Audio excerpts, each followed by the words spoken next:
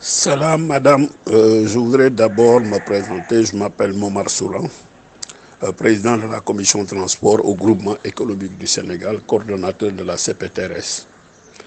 Je voudrais commencer d'abord par m'incliner devant la mémoire des disparus. Un accident, c'est toujours douloureux et les conséquences sont énormes. J'en profite pour représenter au nom des transporteurs du Sénégal nos condoléances aux familles éplorées. C'est toujours regrettable de voir un accident.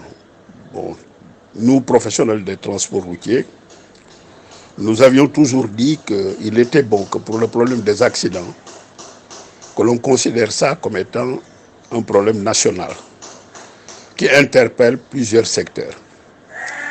Mais aussi bien nous comme l'État et les autres partenaires, nous n'avons pas intérêt à nous jeter la balle l'un sur l'autre. Mais chacun de nous doit retourner son pouce sur lui-même et se dire que j'ai une part de responsabilité dans ce qui arrive. Que dois-je faire pour que plus jamais ça? Que dois-je faire? Et cela ne se passe pas ainsi. À chaque fois qu'il y a des accidents, ce sont les chauffeurs qui sont indexés. Autant les chauffeurs peuvent être cause d'accident, autant le véhicule peut être cause d'accident à cause de sa vétusté, autant l'infrastructure peut être accidentogène. Mais l'un dans l'autre, nous avions dit aux autorités qu'il faudrait qu'on s'asseye tous autour d'une table et qu'on en discute. Et qu'on mette en place un instrument important qui est le laboratoire d'accidentogène. Puisque c'est ce laboratoire qui te permet, à chaque fois qu'il y a un accident en dehors du constat de police, de faire un accident par des experts, pour savoir quelle est la cause réelle de l'accident. C'est le véhicule, c'est l'infrastructure ou c'est le chauffeur. Et ce n'est qu'ainsi, en répertoriant le nombre d'accidents, que l'on peut arriver à avoir des stratégies pour pouvoir les éradiquer. Mais si tous les jours les chauffeurs sont pointés du doigt et les transporteurs, mais je le dis et je le redis, on n'arrivera jamais à trouver une solution. Figurez-vous, madame, que la route a la même largeur de la colonisation à aujourd'hui. Il y avait combien de véhicules entre les années 60? Aujourd'hui, il y en a combien? Vous avez des camions qui font 13 mètres de long. Vous avez beaucoup de véhicules en circulation. On peut dire que s'il y en avait 1 million, il y en a 10 ou 15. Et vous voulez que cette même infrastructure qui accueille ces véhicules puisse être conforme aux normes. Il y a des chemins fréquentés au Sénégal où il faut 2 fois 2 voies pour éradiquer les chocs. Parce que s'il n'y a pas ça, ce qui va se passer, c'est qu'on continuera à essayer d'éradiquer les accidents, mais on n'arrivera jamais à le faire. Et je voudrais déplorer ce qui est en train de se passer aujourd'hui, au moment où on nous a parlé de permis à points, de tolérance zéro, d'une obligation pour aller à l'école pour apprendre à conduire. On voit que des politiques sont en train d'organiser des gens en leur faisant faire, je ne sais pas par quel moyen, des cours de conduite, des cours de code pour après leur donner le permis.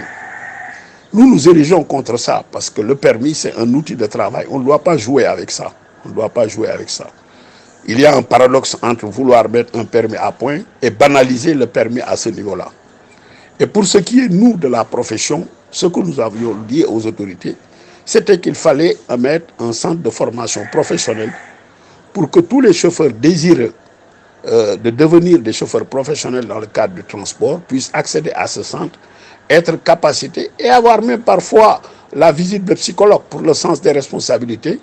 Et ce n'est qu'après satisfaction que l'on puisse délivrer un certificat à ces chauffeurs pour qu'ils puissent devenir des chauffeurs professionnels.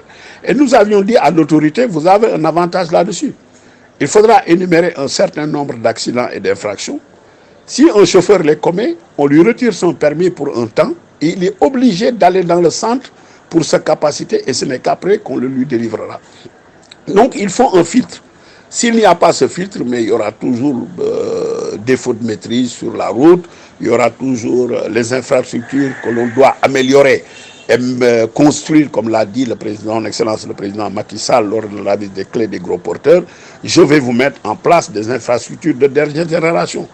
Les routes que l'on a, même si elles sont neuves, ce n'est pas des infrastructures de dernière génération.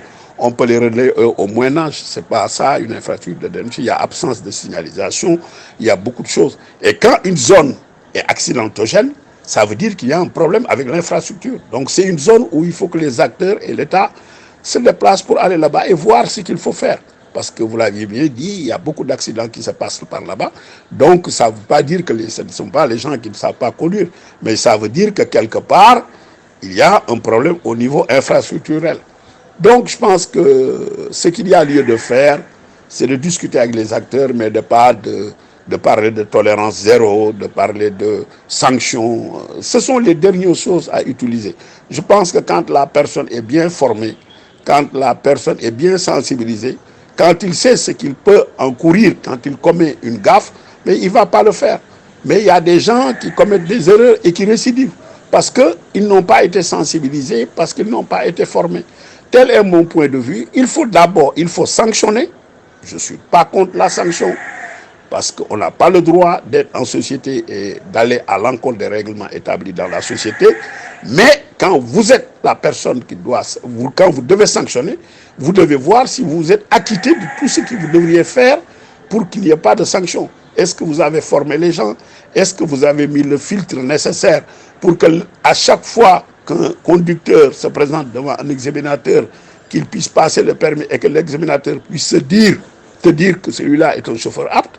Parce que dans les conditions dans lesquelles on passe le permis, on ne peut pas dire que celui-là est un bon conducteur. On nous parle d'auto-école obligatoire. Ce n'est pas la bonne méthode. L'apprenant, il doit avoir le droit d'aller où il veut. Mais l'État a la responsabilité de mettre un filtre pour s'assurer que tous ceux qui ont le permis sont des chauffeurs aptes. S'il y a un accident, c'est peut-être on peut convoquer Dieu, mais qu'on y voit moins la non-maîtrise du véhicule, la vétusté du véhicule et une infrastructure qui n'est pas conforme. Voilà ce que je voudrais vous dire, madame, tout en regrettant les accidents. Mais je dois dire aux Sénégalais et aux Sénégalaises qu'on est très loin de la piste pour régler les accidents. Je sais que l'État est en train de faire des efforts, mais quand on fait des efforts pour éradiquer une chose, il faut aussi prendre le soin d'évaluer. Et c'est en évaluant que vous voyez si ce que vous faites est en train d'impacter positivement ou négativement.